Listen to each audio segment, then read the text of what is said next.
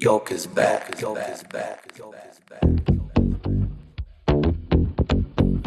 York is back.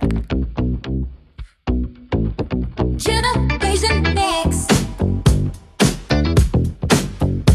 York is back. York is back. Welcome to York. York is back. Miranda KWOK and my best friend Ramon Francis, you met. Yay. Okay, so we are going to just jam in this. You were acting since the 90s. I mean, that's crazy that you started at such a young age and then went into writing. And you told us that you were doing, you joined a school. I'm going to jump from your motorcycle situation. Actually, yeah, you journeyed at the age of 10. And then you went to an Honors Bachelor of Arts in Philosophy and Psychology, and Canada's premier school for performing arts, Claude Watson. Is that magnet school? It sounds so amazing. It is. It was an incredible experience, especially for somebody who's a daughter of immigrants. You know, going into the arts is not something that you even imagine or they even thought of. That was a question I was going to ask. Yeah. Okay, let's keep on. So I was actually good at visual arts. And so my teacher said, well, why don't you try out for the school? And it ended up being this full day audition where you had to excel at 3 out of the 4 arts. And since I'm Asian, I like piano. So I some musical ability. And so somehow I got into the school, and that's where, I guess that was the start to my career. And I didn't even realize it at the time. You're a natural girl. That's I know. I mean, normally, people want to act, they strive to act, but you just played with it. You just went in there and go, oh, I'll just do this for the time being while I'm thinking, right? While I discover something else. Well, the natural thing was to go in front of the camera. And then, I had my first kid video show when I was 13. Mm-hmm. I was singing and dancing, but I'm not a good singer, so they dubbed my voice. Oh, but you're a dancer.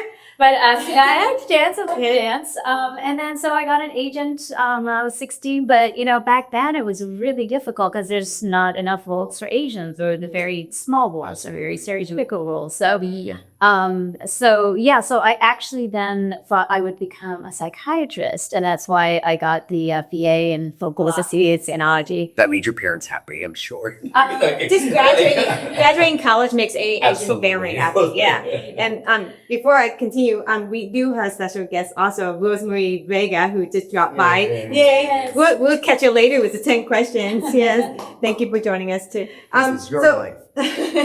But when you did that, when you went into that art school, but then you went to the philosophy, was that a weird transition for you? Well, when I wanted to become a psychiatrist, it's really because I wanted to help people. And I started volunteering in a rape crisis center and a women's shelter. How old were you then?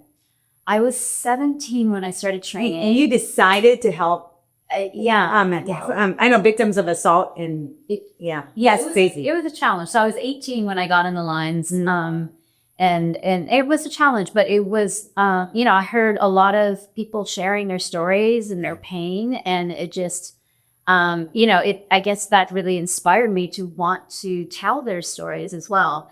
So, but of course it was difficult, and I realized I missed the arts, and that I would be able to still help people, and in a different way.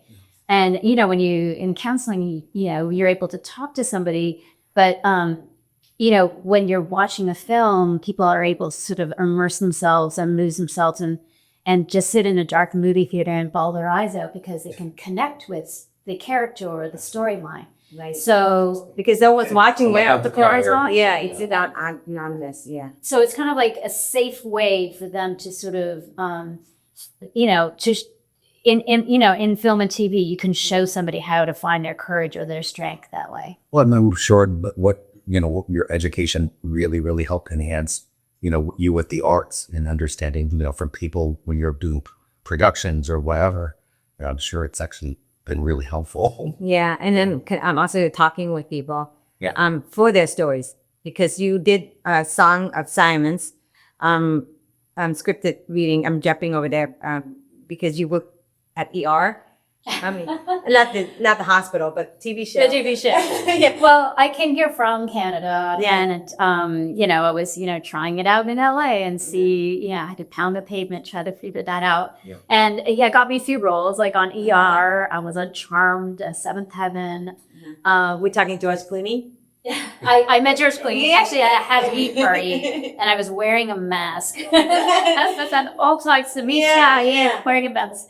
But I've met so many. Again, it's such a struggle for an actor, especially actor of color.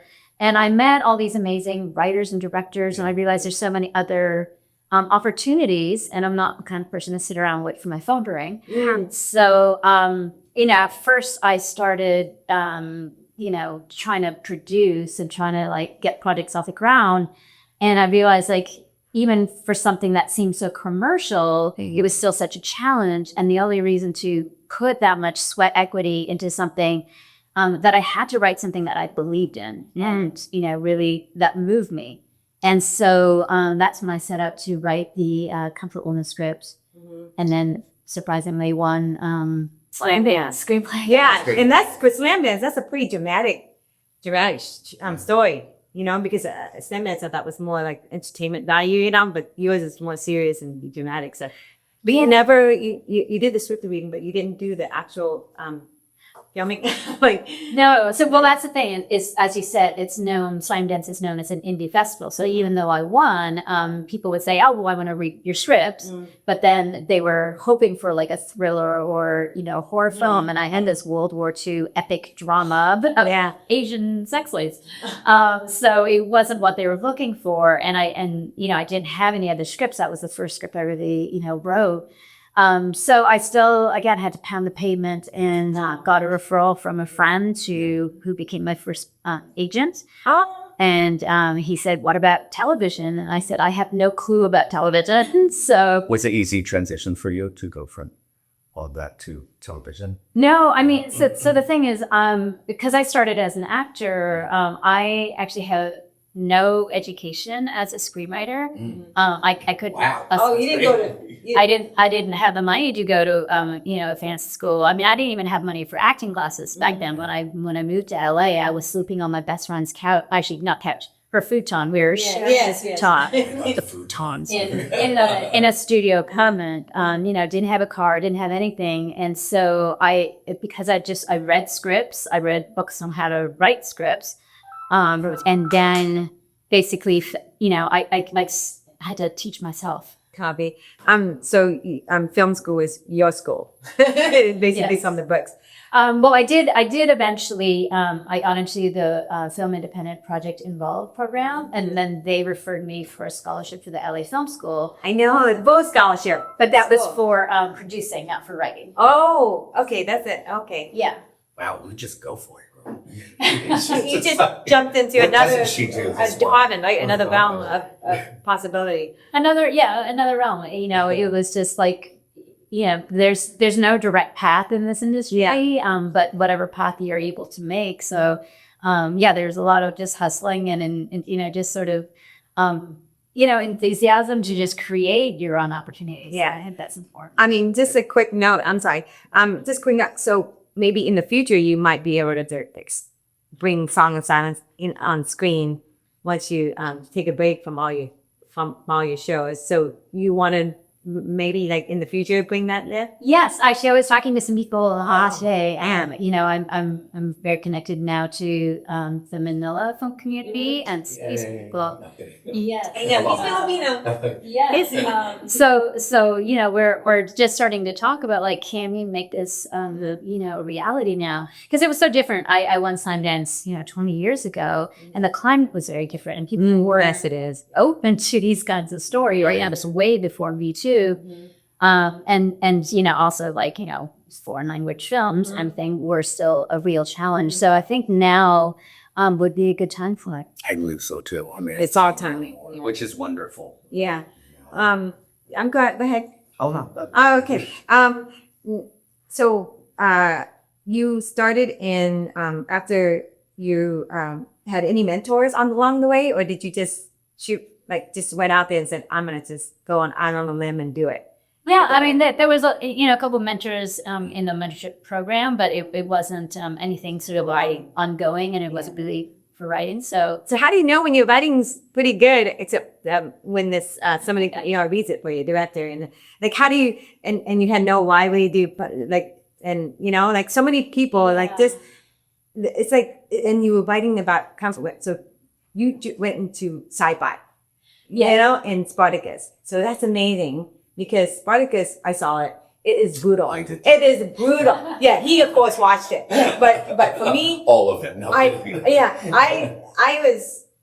the way you guys added all the visual specs and all the blood and like it was a lot of biting, but I can't imagine all the but the language, you added some language to match with the show. yeah, it was really fun. Spartacus, it was my first TV show that I worked on, and very fond memories of that. It was a very small room and very intimate, and so I guess that's the show I got to cut my teeth on, and that's the first time staff writer. Yeah. And Starz had said like there's nothing you could do that's too far. Like, oh my God. So we were just itching all kinds of crazy ideas. Which is awesome because I would think you would feel intimidated in the writing room there. Look at your first day or who knows what. People. Yeah. So that's awesome. But you asked the question, how do I know when it's right? It actually when I start crying. There are times that I start crying when I'm writing. And so then I feel like, okay, I'm connected enough to these characters that it's bringing an emotion out of me. Oh my gosh, I never heard of that before from a writer. When they're like crying on their own. Well, the good thing is that at least other people will be engaged because you definitely are, right? POV is so strange. You just never know if they have the same empathy level. And it's right. And for her it's still expressive to us, like Yeah. her. Yeah. Like, No, but I was funny. But like I was telling her, because when she told me about today, and I was like, I'm gonna watch The Cleaning Lady, okay? Yeah. I was up till like I don't even know what time. But I was just like going through it. I'm like, oh my God, this is really compelling. Yeah, I did ask. And I connected with it, obviously because some of the characters. But it was wonderful. Yeah, Especially today. Yeah, and to think you meet some people here who just totally made it, and it's it's women made it, and it's like amazing. I can identify today. Yeah, okay, sorry. My bad. This for the but I especially with the climate today, not grateful, but it's something that a lot of people can relate to, which is wonderful. Yeah. That I thought about the series. Yeah, we can go straight to that because the cleaning has this moment where all the characters and I bugged Rosemary about it, and she's on the business side of it, right? but the creative side, I was like asking all these questions to her too, and I was like, were you in the room? Like, are you solely the writer, or do you have a staff to help you? So I wrote it on my own, and then once we agreement to series, then we have a team of writers. Spicy, yeah. Yeah. But the immigration aspect was really interesting because, obviously like that was the real motivation for me to do this project is to tell that story of undocumented immigrants and people who, were so well accomplished in their own lives, but come here and they're dismissed and disregarded when they do these jobs. And one thing that was interesting was that, Warner Brothers and Fox, they were totally invested. They were interested in the Filipino and the Southeast Asian culture and like, what is that? We've never seen that on broadcast television. And initially they were like, okay, let's not put too much about the immigration stuff in because we don't want to like scare the audience. But after we did a test screening, and that's when you like pull people off the street that you like have them watch, and they had a little dial. You either dial up if you like something or down. You don't have to take a lane, you just up or down. And then afterwards there was a group session that's moderated, and people were excited that we had Asian women leads on the show, and also they were leaning in on the immigration stuff. They were saying like, this is so relevant today, like we want to know more. Yeah. And so based off of that study, Fox and Warner Brothers said, okay, like let's lean in more. And so actually in episode 2, the story about Chris, not even knowing he was undocumented until He was trying to get his birth certificate. I caught that episode for sure. Yeah. The son of Fiona. That's like Fiona. And that was a storyline that I had come up with in the development that I thought would come up at the end of the season. But because the UIDOA had lean in, so we're like, okay, we just brought that story right to episode 2. Wow. I actually can say I know someone that had that same situation. I mean, which was Wait, but not anymore. They're not good. anymore. I won't say what address she lives at, but no, Yeah. kidding. No, but it's very, very similar. I mean, they were able to work all of that. Everything was great. So that's what I'm saying was very relatable. And I mean, what I think the thing that I loved about what I saw of the series so far is that, outside of the diversity of the cast, but in just their stories, because a lot of the times I feel like it's very disingenuous sometimes, like they have to shove these things in there to, check all the boxes. And this felt natural to me, like that, which was great. So Speak louder, honey. Okay. For me, I like the fact that, and I told this to Rosemary, your cast their chemistry is astounding. It's like the work together, and they bring in their own weight. It's like nobody is more than anybody else. Yes.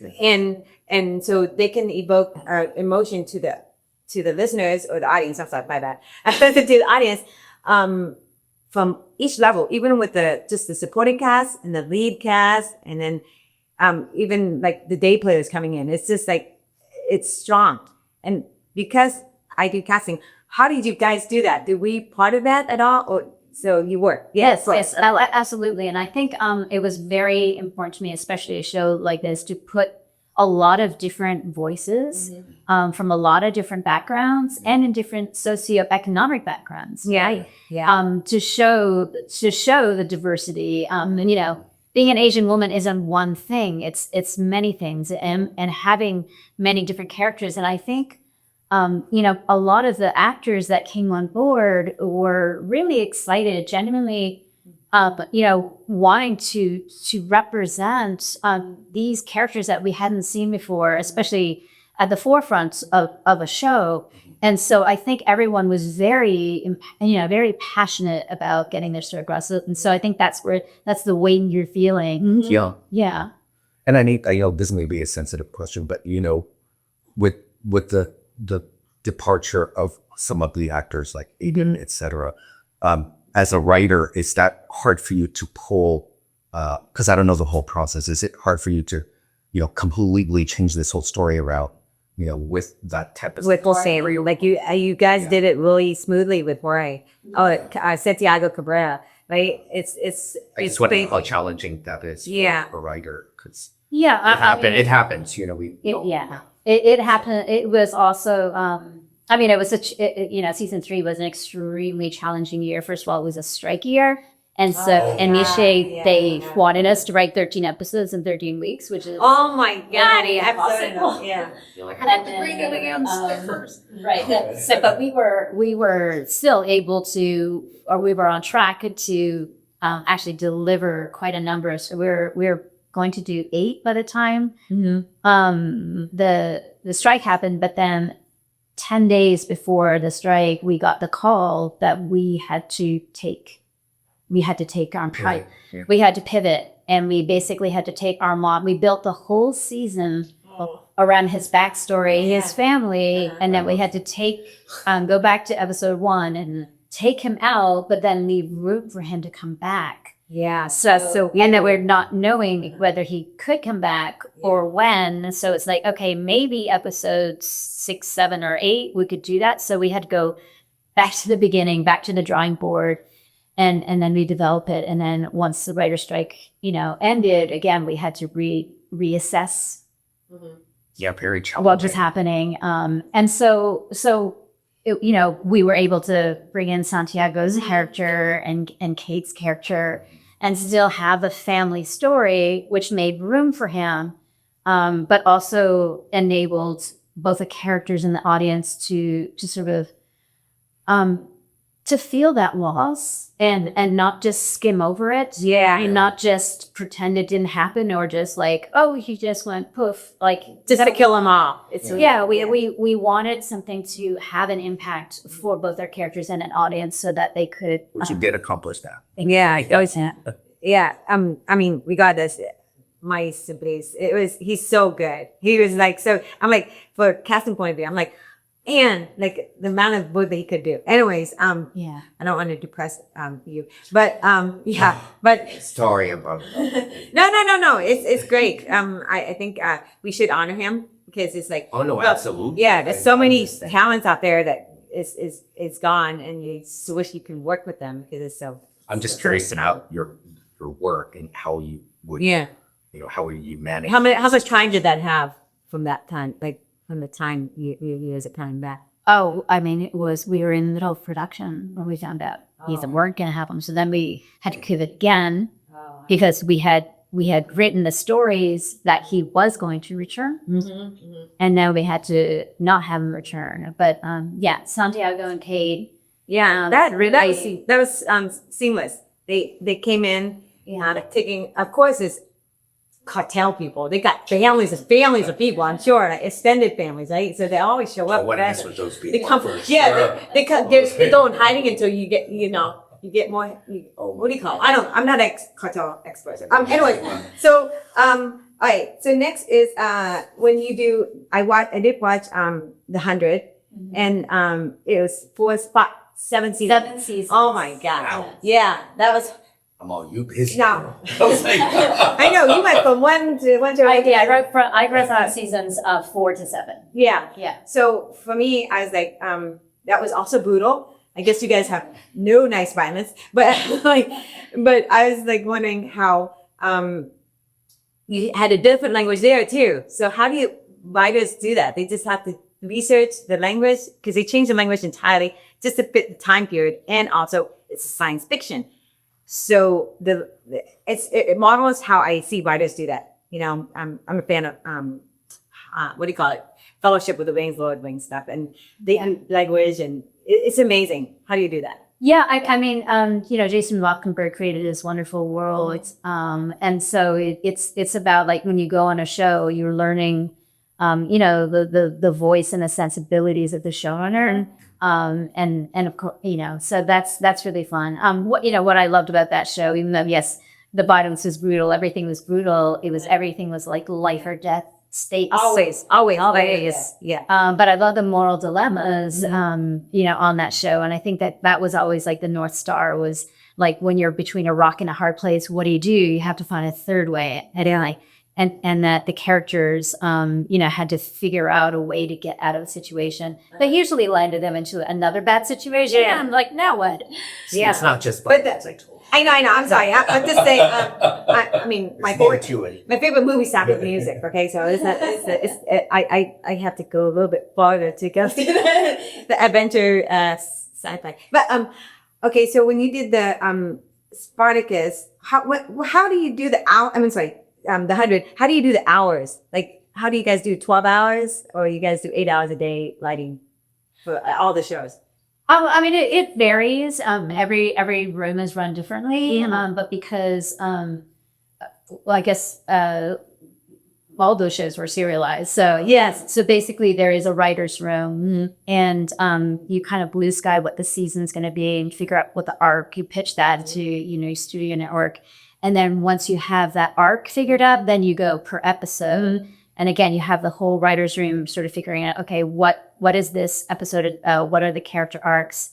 And then the person who's assigned the episode will then go and write an outline. And then, we submit that. And then once that gets approved, then they go to script, or the whole thing can get blown up as well. And then you have to start over again.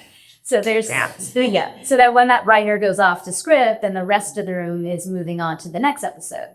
And the next, so it's a constant. It's just moving train. Is there a favorite TV show writer that you probably like embraced or had with you? Well, I mean, there's shows that I definitely love. I mean, Breaking Bad was one of my favorites. I know. ever. Yeah. So it is. Cleaning lady is Breaking Bad for women. Yes, Basically, absolutely. Except the drugs. Or Yeah. kind of drugs. But Yeah. I still haven't watched Breaking. I'm probably one of the only people. Oh. Yeah. It just seemed very dark, so I was just like, I'm all about happy right now. Yeah. Anyways. But she doesn't have a sinister about her. The Elodie Young that Rosemary told me how to say her name. But she's like, I love her. yeah. I mean, to me, yeah. Okay, well, then I haven't gotten to the fourth season yet. But I feel I like cheated. I looked at one on the fifth season. Sorry. But I initially actually foxed it as like how She is tried. she different from Walter White? Yes. And you know, the difference was like Luca was always supposed to be her North Star. yes, And her moral compass. yes, Right. So, you know, things have, you know, now as we're in the fourth season, things are getting a little darker. Huh. But you know, initially that was like the goal is that she's doing these things, but it's a moral dilemma for her. And that line that she refused to cross keeps getting a little further and further as things go. But you know, in real life, you know, what would you do in these situations? And unfortunately, or Not everybody's in this situation. no. Happily, so do you think what would I do? I would probably do the same thing, or you never know. But you're right about the moral compass. It really makes you question, like, well, it is justified because this happened, so she needs to do this. Understandable. Yeah. That's my judgment. Yeah. I love how she did Daredevil. Elodie Young did Daredevil, kicked ass. Oh, sorry. Kicked ass. Anyways, but she did it so well. And in this show, Clean Lady, she doesn't, you know, fight per se, anyway. She has to use her smarts. Yeah. And yeah, so yeah, physically she's not that person, but she still shows that sort of strength and resilience and determination Yeah, and quick decisions. success, quick decisions. She's Yeah. the smartest Yeah. person that walks in every room. Yeah. And apparently she's a very likable person because everybody likes her. I know. I was like, I would kill you, but I like you. But this is like everybody says that. I'm like friends with her. I was wondering how you would be able to find another person who would do that kind of chemistry with her as they did with Mr. Canto. You know, so I was like, how do you fit another love story in it later on? But apparently this is like, everybody loves her in the show. Yeah. Well, she's a force to be reckoned Yeah. with, and so people respect that. Is I guess the thing. She's not afraid. Yeah, she's Yeah. never afraid. Even when she's afraid, she's not afraid. Yeah. And then you guys teach us about some chemistry, you know, how to clean blood out. Yeah. Then, That is the thing. I'm like, yeah. That's the real truth. You guys had to study that. Killers don't watch Yeah, this it's at such all. a gimme research. Yeah. For sure. And she had to be again a smart them of figuring Yeah. out how to use. Doctor. Yeah. Yeah. And she had to, sorry. He wasn't invited. So yeah, you have to do the doctor medical, terminology She too. had everything in her Yeah. bag of tricks. Seriously. Yeah. And she even, I mean, I'm only going back to the first episode because it's so funny. She took a dirty straw, you know, like she took something used and put it, yeah. Oh, wait, I'm not talking to nobody. Okay. So, Mulch. so when you did the process of writing The Cleaning Lady, how long did it take you to write it, to present it to Rosemary or WB? For the pilot. Warner Brothers, yeah, for the pilot, yeah. For the pilot. So essentially, well, there's actually a story to that too, because I was working on the 100. I did 4 years, but after the third season, my contract was up and I went out for staffing, and because the 100 wasn't renewed yet. Yeah. And so, so I got a job offer and went back to Jason Rothenberg and said, I got another offer. He's like, no, we want you to come back. But there was no pickup yet. So he's like, let me see what Warner Brothers can do. And so Warner Brothers called to say, we'd like to offer you what's called a blind script deal. And so if the 100 comes back, you promise to come back and work on the show, and you get this development deal. And if the hunter doesn't come back, you still get the deal. So of course I said, Win-win situation. yeah. So the hunter came back. So I was working full time on the 100 while developing a cleaning lady on evenings and weekends. You're good. You're good. So it didn't ring a honor, but it was about a 5-month process of developing a pitch. Yeah, see. And then, and so I was working a little bit back and forth with them on the pitch. And then finally, when we pitched it, and again, like this was a show that I thought we would be pitching to cable and streaming, because this is where shows like this normally land. So Conan Breaking Bad, it's Asian female. But then Warner Brothers said, you know, there seems to be a bigger appetite and audience right now in broadcast for diverse voices, marginalized stories. So like we want to pitch there first. And I was like, okay, like I don't want to change the story. This is a story I want to tell, but if that's what you want, sure. So we pitched it to 5. So sad. It's so sad that she gets all these options. I mean, everybody's looking for options, and she's like, "Oh man, 1, 2, 3, 4." I'm dancing on the Sommer on Sundays. Well, we pitched it, but Fox was the one who picked it up. And then so once Fox picked it up, then I was still working on the 100 when I wrote the first draft. Yeah. So then I think it was about 2 months for me to write the first draft. So 5 months of no. I just think No but I days, just think no nothing. I just think creatively, like to be 100% on one story and then the other is just nuts to That's multitasking. Icon. Yeah. Mental. Expert level. Yeah. Serious. Yeah. Try to shop in the grocery store, trying to buy like Yeah, she cooks some Chinese beans in food between. together. Yeah. So one of the other things I want to ask is, what is this? Your original TV series, Snakehead, and you also had Nymphs. Like, what happened to that? Like, I saw the original trailer, and that was Sasu. It's base. It was really interesting the way they did that. But yeah, like a woman in Nymphs, the story is Scandinavian, right? Story. Oh, it's I got that Swedish. Finnish.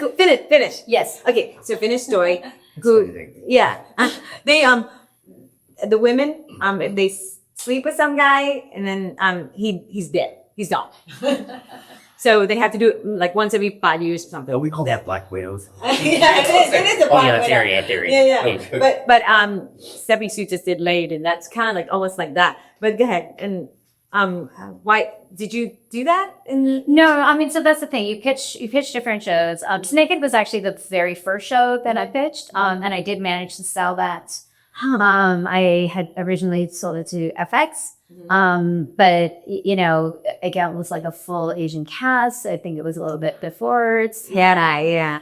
it didn't end up moving forward. I'd still love to do that show. It still can be done. It still can be done. It's a big And then after that, I developed Nymphs for a couple months, and we took that out. That one didn't sell. Oh wow! And then probably so now.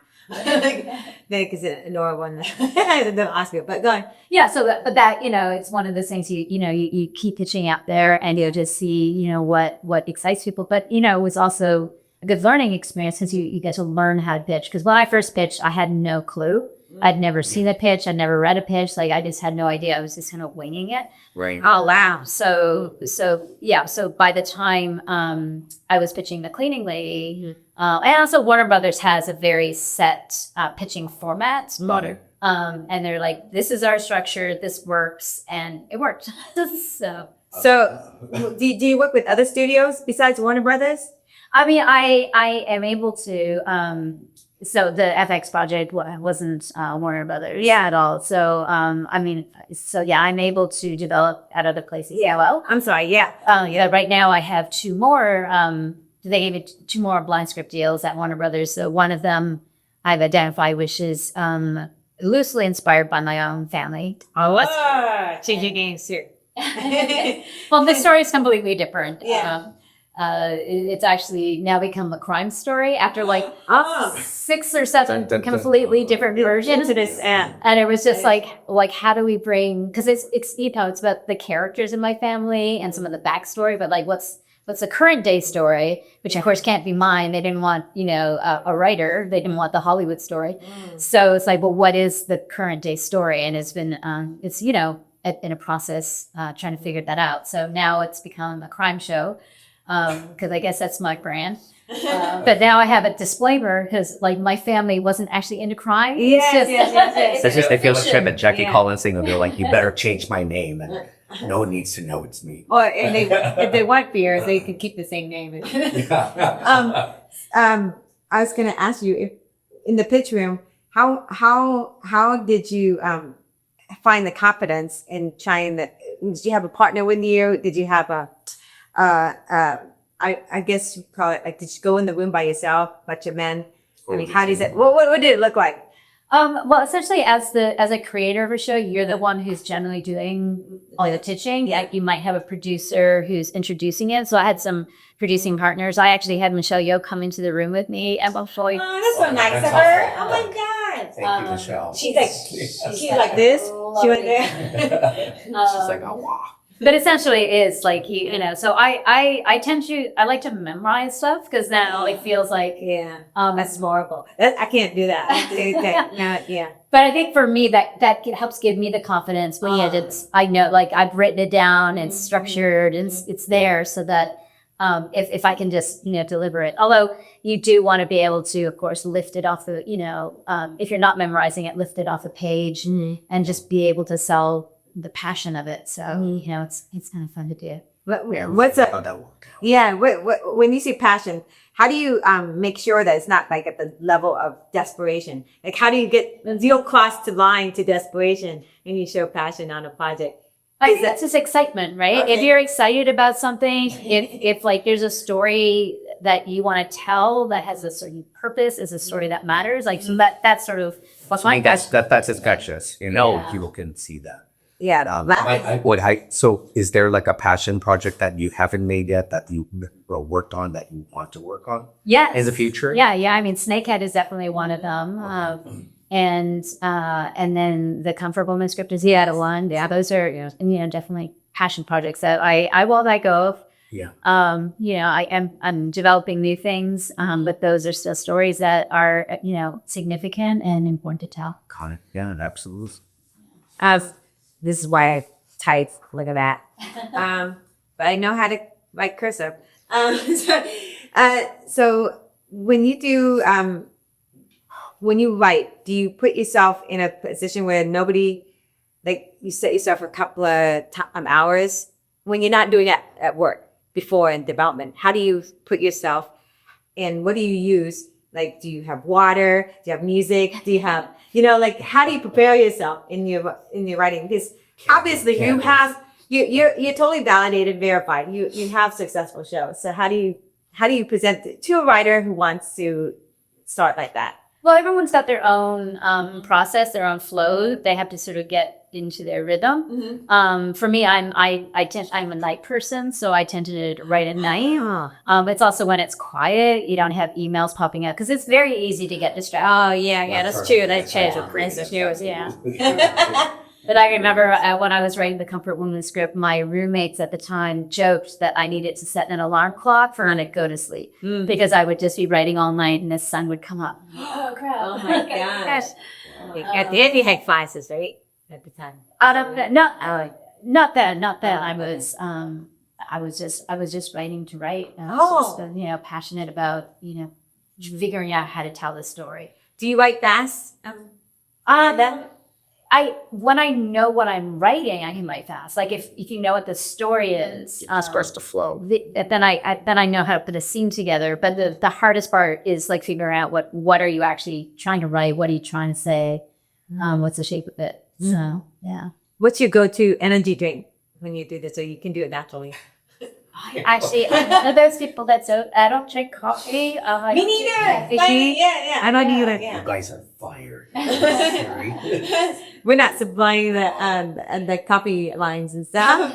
Do you does food help you? Because they always say food for thought. So this. Yes, snacking is always good. Yeah. That's neat, sweet. So let's go to your. Not to say nothing other thing, but the fun fact. Looking at all these things that you wrote, I mean, it's very interesting. Where, I mean, you have such a varied and variety of experiences from childhood to now, and I feel like just from talking to you right, today, that a lot of these things have really, really built who you are, and I can see that now, you know, just from your, you know, traveling across China and backpacking and, I mean, jumping off the airplane and martial arts and rugby team. Okay, please tell me about that. How did you get, what is that all? I've never seen an Asian in rugby. I mean, me personally. Actually, women's rugby. Yeah, which is yes, another it was thing. so. Actually, it was in high school, and it was somebody else started it. It was the first time we had women's rugby in high school, and the school wouldn't allow us to call ourselves a sport because, you know, liability. Hey, what year? I'm like, oh my God, that's good. I know. But basically, yes. So we had to get 2 signatures from teachers to call it a club. So we were rugby, like you know, like the chess club. We're like the rugby. Because there isn't other like schools that there's no female rugby. Very few at the time. So actually, it was in Toronto. Right. And I think we played Hamilton once, and then there was like a tournament with the US, and we played Beantown, USA, and they're all like big girls. And we're like, oh my gosh. So it was very intimidating, and we totally got our butts kicked. But it was fun to do, and so I actually won MVP that first year. Oh, yay! Man, you didn't put that in your bio. You put that in your bio. It's not easy being MVP. Yeah, I was a front, but I played like a back. Because I was quit. Uh-huh. And then the next year they didn't have a team because the girl who started it graduated. So then the next year I thought, well, if I want to play, I had to start it. So then I became captain of the team. And then, had to get the signatures. And what was actually kind of funny, I was also in a gifted program. And so I was like trying to get other women to join, and it ended up being like all the gifted girls join rugby because they're all feminists, right? And it's hey, we can do this. We can play rugby. So that was The next time you see the big team, you're like, just do a Tanya Harding and just get that. I'll take care of them. Cool. But the thing is the black belt martial artist thing. Seriously, dude. You like say you do martial arts too. Yes. What age? What age? Well, funny enough, I joined the Hemlock Kung Fu Club in Toronto, and when I went in, the Sifu looked at me and he said, "How old are you?" And I said, "Yi Sapse," and he said, "Sapse." So basically, I was saying I'm 24, and he said 14. No, I'm 24. So I was 24 when I started. what martial arts did you practice? So that was Kung Fu. And then when I moved to LA, I started doing Wushu. Wushu, yeah. My friend Patrick Lee does Wushu. It's like, oh my gosh. That's Japanese style. yeah. Yeah. It's just it's fun. It's fast. I don't know. Jet Li. I mean, I like Jeet Kune Do, and I did that for a year.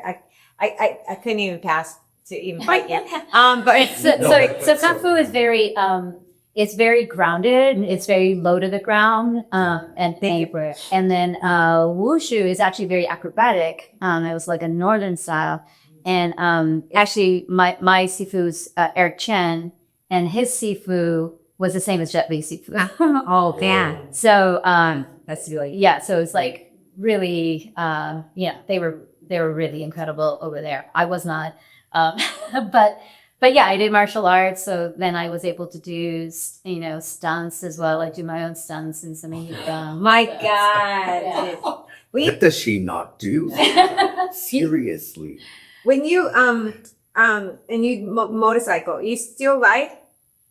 I don't ride right now, but yeah, I had a motorcycle license. Like again, like I have older brothers, so it was like anything the boys can do, I wanted. And so he had a bike. My boyfriend at the time had a bike, and I wasn't going to be the girl who sat on the back. So when he had a getting bike, but I didn't tell my parents until of course the bike was being delivered. Yeah. And I told them at dinner. There's no turning back there. And I told them, and they're like, no, like. and like, don't buy it. I'm like, I already bought it. It's being delivered like in 30 minutes. They're like, send it back. I'm like, can't, I already bought it.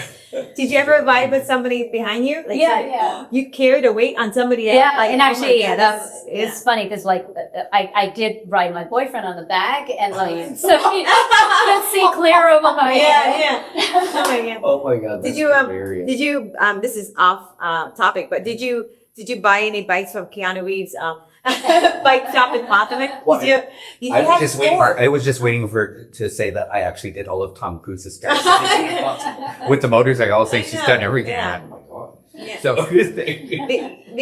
I can't ride a motorcycle. I've been a passenger once, and it's too scary. There's nothing to protect me if I fall. But I don't know how it is in Vietnam or Taiwan or where, but in the Philippines, I remember when I was a kid, my uncle put me and my sister on the bike with him, where I'm like, this isn't right. I need to do this in America.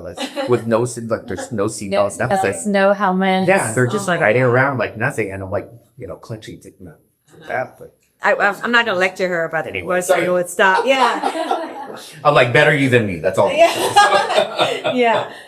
My husband doesn't like motorcyclists at all because he's a nurse. So that's why. Yeah. Yeah. I love motorcycles. I know I'm a bad driver. It just wouldn't work out. Yeah. We saw you driving, I know. but you're driving when I'm driving. That makes no sense because you tell me how I'm to the drive. backseat driver. Yeah, you don't want me to be behind you. I'm like, hey, get to turn to the right. So Did you want to tell a story about the crisis one day, a crisis counseling? Would you want to do that because you have experience in it, and it's that's high stakes all the time. People like trusting you to tell them about their life and how they're hurting. Do you consider that as one of your, or is that more of the subject matters? Yeah. Thanks. So to do that again, or because I did Basis calling. I did the voices. Yeah. So yeah. I did write a script at one point about it. But again, this was before the Me Too. Yeah. It was like before people wanted, it's so prevalent. It has to so many people, but no one wanted to talk about it. Yeah. So, that movement was very important. So people didn't feel that they just had to stay silent and ashamed or, whatever, or judge as if it was their fault. So Such a different tone now. yeah. And I think so, everything is a matter of like, how do you present a story like that in a way that enables an audience member to sort of to care and to lean in and not be put off. So I mean, it was like a lot of that with the cleaning lady as well. My executive says you need to have your candy with your medicine. So like, what are the aspirational parts of the show? And they so like, oh, they go clubbing and they, but yes, and so there was a time I actually wanted. When I was developing it, it was actually 2019, and it was a time when they had those unprecedented ice raids in August. And they just rounded up 680 immigrants on the first day of school. Yeah. And these children were crying, not knowing if they'd ever see their parents again. And I said to him, like, traumatic. yeah. I said, I want to put an ice raid in the pilot. And Warner Brothers was like, well, let's think about that for a second. Like, it would probably be better if we had it a little later so that the audience can basically get to know the characters. And once they care about the characters, then we have the ice raid, and then it'll have more impact. That makes more sense. So it's like, okay, yeah, I hear you. And so a lot of it was that it's like, how do we get the audience to care about these people? And then you put in these more serious stories and then get them to actually feel. And it had that effect, which is, I'm so grateful for. You're feeling their journey because you think they're just living a normal life, and then until something scares them, just normal driving, it would scare them. Anything that they would do, they would be scared.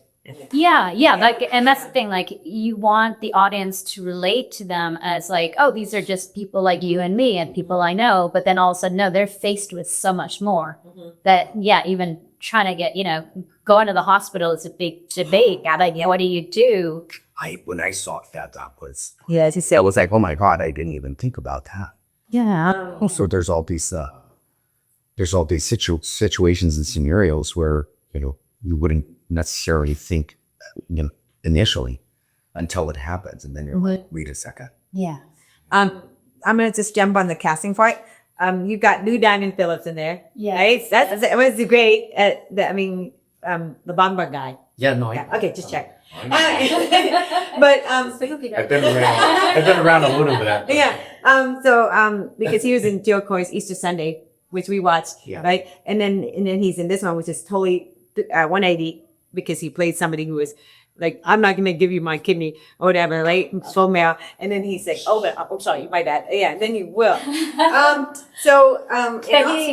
What was really great for him, he was saying, like, so for so long he never got to play a Filipino character, yeah. right? And so he was Tell me about it. thing in this story, being specifically Filipino, and that that genetics had something to do with it. And again, it was another predicament that people face as Asians, as Southeast Asians, in particular, like the pool for bone marrow transplant is smaller and smaller and smaller. So again, that was another episode where we were able to hopefully educate the audience that, like, if you are able to donate, like to be a donor, step forward, because you might have that very rare blood type that somebody else doesn't have. All right. No, go ahead, honey. Go ahead. So, just as far as the Asian community, and we've, touched upon that subject a few times in our conversation, because I remember when I started my career as a hairstylist, where I go on set and I see an Asian and I'm like, hi, because you don't see us, anywhere. But now, I'm seeing more and more. And I remember I had a friend invite me to like Asians in the entertainment tech group or whatever. And I realized at that point that it's also cultural, where we're kind of a little bit more, we don't shout, we don't scream, we're a little bit more subtle. And that makes it more difficult for us to, be heard and be visible. And I mean, do you see that changing more so now? Because of yoke. I see that, but I'm not quite sure if it's where I would like to see it. Yeah, that is still a challenge. Yeah. And it's still, that's something we just all have to keep fighting for and shoot for. Initially, on the cleaning lady, we asked for a Black hairstylist because we had 6 or 7 Black actors in the pilot. Yeah. And initially we were told, we don't have any Black hairstylists in Albuquerque. And I'm like, I don't think that's true. Oh my God. Don't think that's true. And Wait, there are Black people in Albuquerque? Okay. Yeah. And so, and then, it was a weird, we got shut down for COVID, like everyone else, the world shut down, a new team. And then we had a Black hairstylist, we had an Asian barber as well. Yeah. And, but we had to ask and we had to fight for them. And I think that's like, and that's like across the board. We want to make sure that we keep fighting to put, people who have certain backgrounds and cultural experiences in the production in many levels. And, we did that in the writer's room as well, where we were very intentional about having, like, we want a Filipino writer, we want a Mexican-American writer, and not just Hispanic. Wow, so that's interesting. American. Yeah. Thank you for bringing that up. Yeah. And so it was very important to us to get representation behind the camera. And they are hearing you, and they are doing. Yes. Okay, yeah. I just wanted to, just ask other people that, because I felt like a lot of the people that I talked to, it was more about, I kept thinking of my parents, like, don't be too loud, and don't say, don't say this. Too late. Well, no, just I know, to get you and I are loud, quiet, to be subtle. And so Yeah. that's something that I've always, been throughout my years. Yeah. It's hard. It is hard. It is a very cultural thing. Yeah, keep your head down, do their work. Don't create problems, and then you learn that you have to speak up. You have to not let yourself get trampled on. You have to make sure your voice is heard. So it is an important lesson, and it does go against everything as as we're taught as Asians. Right. But And I have to unlearn that a little bit. Yeah. And you know martial arts, so Yeah. I don't think so they will listen. I don't think anyone said that to you. Okay, so now we will be doing the 10 questions, and this is where Rosalie has to come close, because I have to do yours again, and this is a combination. No more Candy Crush for you. Right. I'm gonna have this. I'm gonna take this out, and so we can share. So just give it to her when you guys answer the questions. Pass it or go in the middle. Sorry. Okay. So favorite color, Miranda. red. Rosalie. Pink. Oh, you chose a different one. We had it before. She chose black, but now she yeah. Okay. She goes by. Yes. Coffee or boba? Oh, what? Coffee. Well, I did this because you're Canadian. Dim sum or poutine? Dim sum. Oh, really? Okay. I had her as empanada or I asked you empanada or shoot. I'll just choose chili. Empanadas. Okay. This is Star Trek or Star Wars? It's tough. Originally it was Star Wars, but Star Trek was also such an influence because, it was television. You got to see all these different worlds, and I think that was an inspiration to you to be a writer too. So Right.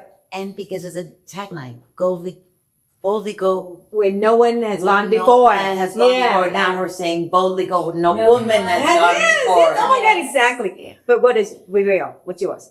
I would say Star Trek. Oh, Star Trek. And all I think right. before I said Last Star Wars. time you said neither.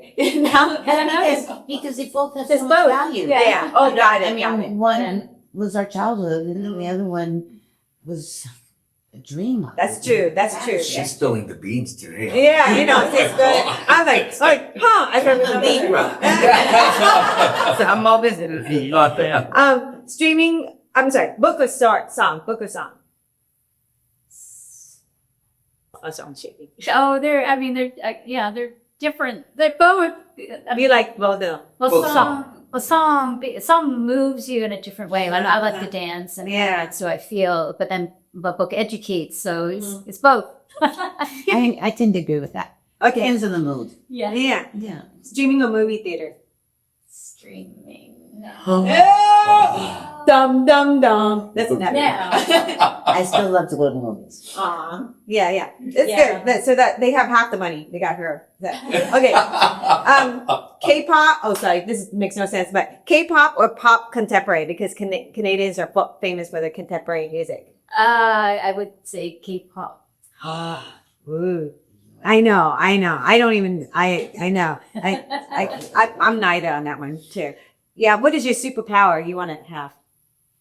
Oh, teleportation. Oh, see. Yeah. Let me there. Yeah. Yeah, me too. Yeah. Teleportation. Yeah. What's me?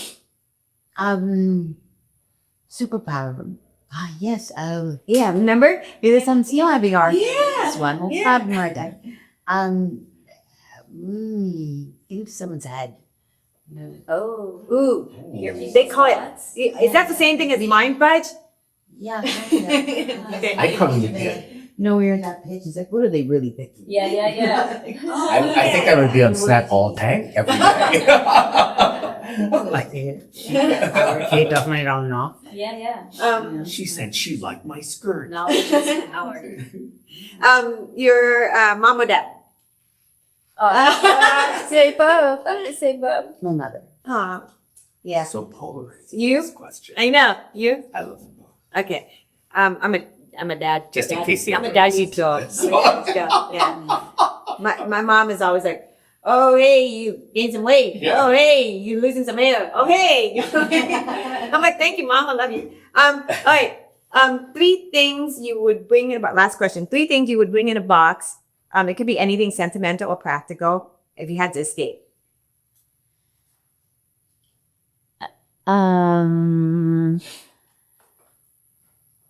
Escape what? I'm all airbrush. I mean, I guess nice salon and water. you can stay on Survivor Ride. Thank you. Yeah. I think I said tennis shoes. You see? A passport. And some cash. Oh, okay, money. We just killed a credit card. We didn't think cash. You? Credit card. Ditto. Oh, that. Yeah, It's like yeah. One person said hatchet. I was like, On what? hatchet. Yeah, somebody. I forgot who. Can you hire someone for that with the money that you bring? Yeah, there you go. Yeah. Somebody used to use that. There you go. I said toilet paper because that's always got. So we've learned after the pandemic. Yeah, tell me. I forgot the other two I used, but I always focus on toilet paper. Oh, tweezer, in case my hairs grow really fast down. It's not toilet paper. Yeah. But anyways, Oh my god. thank you so much, Miranda Kwok, and for the surprise Rose Marie Vega. I'm so glad they finally meet. They never saw each other before. I'm so happy to meet you guys. I know. Thank you to Ramon Fuertes, hairstylist. My first It's podcast rodeo. Just go. He was always behind the scenes. Now he's in front of the scene, front of the camera. She called me yesterday and I was like, sure. I'll take you out. Yeah. Well, if you could. Yeah. Thank you for binge watching. I know. Yeah, I what- know. I go because I think I talked to it at midnight. And I'm like, I'm gonna just finish this episode and then I'll just and then I think I had 4 episodes, and then I'm like, I want to. There's season 2, 3, and 4. Let me look at one of each one, which was terrible. So I got to rewatch. Well, yeah, I know. I cheated, admit it. Yeah. But it's great. Except that he's. Yeah. But don't they check that? Do they check that? Do they watch you to make sure you watch it? I have no idea. All right. Thank you, listeners, and excuse me for burping. Thank you, and please support us. And how do they find you, or do you want them to find you? Yes, Miranda.kwok.88. Okay. Yeah. And Rosemary, I didn't ask you that, so please tell us where they find you. Rosemary at rmdistar.com. Okay. Thank you. Thank you, guys. Thank you Okay. so much. Thank you. Was that easy? Thank you so much. Stay tuned for the next episode. Pop the yolk and spread the love. Yolk is back.